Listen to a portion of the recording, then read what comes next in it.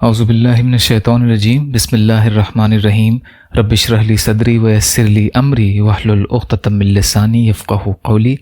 بکرم موتی، 5واں حصہ، مسلمانوں کے پستی کے اسباب۔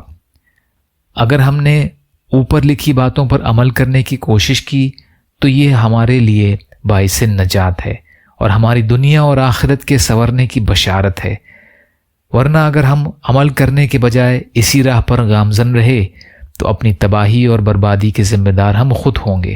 پھر ہمارا کوئی پرسان حال نہ ہوگا، پھر سے مسلمانوں کے خون سے اللہ کی زمین کو رنگین کیا جائے گا، مسجدوں کو نذر آتش کیا جائے گا، ماں بہنوں کی عصمت کو پامال کیا جائے گا اور ہم مسلمان صرف تماشائی بن کر رہ جائیں گے۔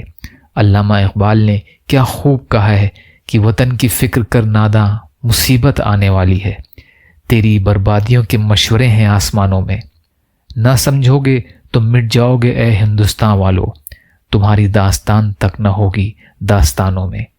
رسول پاک صلی اللہ علیہ وسلم نے فرمایا، سب سے اچھے انسان وہ ہیں جن کے اخلاق سب سے اچھے ہوں۔ یہ فرماتے ہوئے آپ صلی اللہ علیہ وسلم نے مسلمان ہونے کی شرط بھی نہیں رکھی۔ اس سے پتہ چلتا ہے کہ اخلاق کا درجہ کس قدر بلند ہے۔ آج افراتفری کے اس دور میں والدین کو بچوں کی طرف توجہ دینے کے لیے وقت نہیں ہے۔ اس ذمہ داری کو یہ اسکول پر اور اساتذہ پر چھوڑ دیتے ہیں، جو سراسر غلط ہے۔ ماں کی گود بچے کی پہلی درس گاہ ہے، اسی لیے اخلاق اور آداب کا درس دینا اس کی ذمہ داری ہے۔ اگر ماں خوش اخلاق ہے تو بچے بھی خود بخود خوش اخلاق ہو جائیں گے۔ پھر بھی کچھ باتوں کی عادت ڈالنا ازحد ضروری ہوتا ہے۔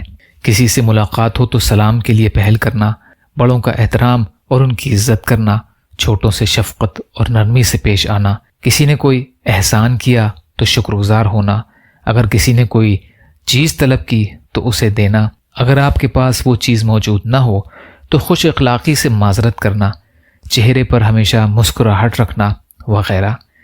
بظاہر یہ تمام چیزیں معمولی سی لگتی ہیں، مگر ان تمام چھوٹی چھوٹی باتوں سے انسان خوش اخلاق بنتا ہے، اور خوش اخلاق انسان ہر کسی کا دل جیت لیتا ہے۔ زبان کے ذریعے انسان سب سے زیادہ خوش اخلاق بن جاتا ہے، اور اسی زبان سے بد کلامی، غیبت، چغلی اور گالی گلوچ کر کے بد اخلاقی کے سب سے نچلے درجے تک پہنچ جاتا ہے۔ زبان انسان کو شاہی تخت پر بٹھا سکتی ہے، اور زبان ہی انسان کو گدھے پر سوار کرا سکتی ہے۔ اکثر گناہ کبیرہ زبان کے ذریعے ہی سرزد ہوتے ہیں، اور جھوٹ ان میں سر فہرست ہے۔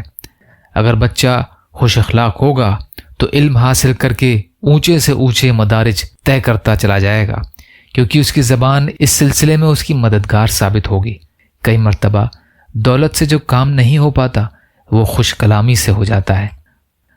یا اللہ ہم سب کو اچھے اخلاق والا بنائیے اور بد اخلاقی سے بچنے والا بنائیے۔ یا اللہ ہم سب کو کہنے سننے سے زیادہ عمل کی توفیق عطا فرما۔ یا اللہ مظلوم فلسطینیوں، کشمیریوں، روہنگیا مسلمان اور مسلمان جہاں بھی پریشان حال ہیں، ظالموں کے ظلم کا شکار ہیں، ان کی مدد فرمائیے۔ ہم سب کو اپنی استطاعت کے بقدر اپنا حق ادا کرنے والا بنائیے۔ جو مانگا وہ بھی عطا کر دیجیے، جو بھول گئے وہ بھی عطا فرمائیے۔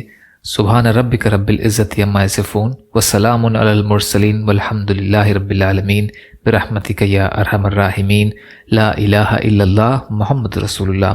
السلام علیکم۔